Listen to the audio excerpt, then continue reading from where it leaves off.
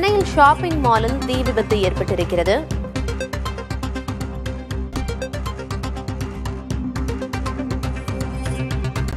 சென்னை ராயப்பேட்டையில் உள்ள பிரபல வணிக வளாகமான எக்ஸ்பிரஸ் அவென்யூ மாலில் தீ விபத்து ஏற்பட்டிருக்கிறது.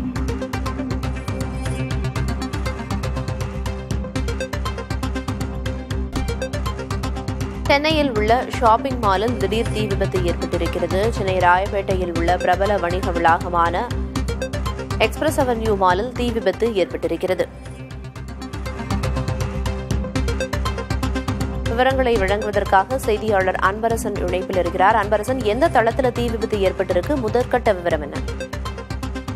சென்னை ராயப்பேட்டையில் அமைந்துள்ள சென்னையில் இருக்கக்கூடிய மிக பிரபலமான ஒரு மால்களில் ஒன்றான EA மாலில் இன்று காலை சரியாக 8:40 மணி அளவில் தீ விபத்தானது ஏற்பட்டிருக்கிறது. இதனைத் தொடர்ந்து இப்பகுதியில் பெரும் பரபரப்பானது ஏற்பட்டிருக்கிறது. குறிப்பாக EA மாலில் இன்று காலை 8:40 மணி அளவில் தீ விபத்து ஏற்பட்டதால் உள்ளே இருந்த ஊழியர்கள் அனைவரும் கூச்சலிட்டபடி வெளியே வந்து உடனடியாக தீயணைப்பு துறைக்கு தகவல் அளித்திருக்கிறார். இதனையடுத்து திருவல்லிக்கேணி, எழும்பூர், மயிலாப்பூர், திருவல்லிக்கேணி உள்ளிட்ட 3 தீயணைப்பு நிலையங்களில் இருந்து 3 தீயணைப்பு வண்டிகளில் வீரர்கள் இங்கு உடனடியாக வந்து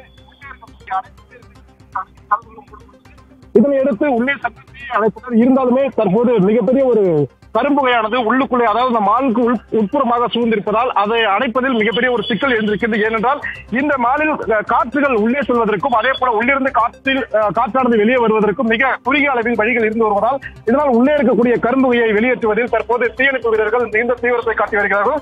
குறிப்பாக அண்ணா சாலை போலீசாரின் முதற்கட்ட விசாரணையில் EA மாலின் முதல் தளத்தில் இயங்கி வந்த மின் மாற்றி அறையில் அந்த வயரில் ஏற்பட்ட மின்கசிவு காரணமாக இந்த தீ விபத்து ஏற்பட்டதாகவும், இதன் காரணமாகத்தான் தற்போது தீயானது அந்த மின் அறையில் மட்டுமே எரிந்து வருவதாகவும், ஆனால் அடுத்தடுத்து துணிக்கடைகள் இருப்பதால் அங்கு பரவுவதற்கான அபாயம் இருந்து வருவதாகவும், அதனால் வீரர்கள் தற்போது 30க்கும் மேற்பட்ட வீரர்கள் உள்ளே சென்று தீயை அணைக்கும் பணியில் முற்பட்டு வருவதாகவும் தெரிவித்திருக்கிறார்கள். இதனையடுத்து ஊழியர்கள் அனைவருக்கும் மறு உத்தரவு வருவரை உள்ளே வருவதற்கும் அதே போன்று பொதுமக்கள் யாரும் உள்ளே வருவதற்கும் அனுமதி மொத்தமாக மறுக்கப்பட்டு வருகிறது. இந்த EAவில் இருக்கக்கூடிய 4 வாசல்களும் தற்போது அடைக்கப்பட்டு அண்ணா சாலை போலீசார் முற்றிலுமாக இந்த EAவில் உள்ளே யாரும் அனுமதிக்காமல் தடுத்து வருகின்றனர். இந்த நிலையில் தான் தீயணைப்பு வீரர்கள் 30க்கும் மேற்பட்ட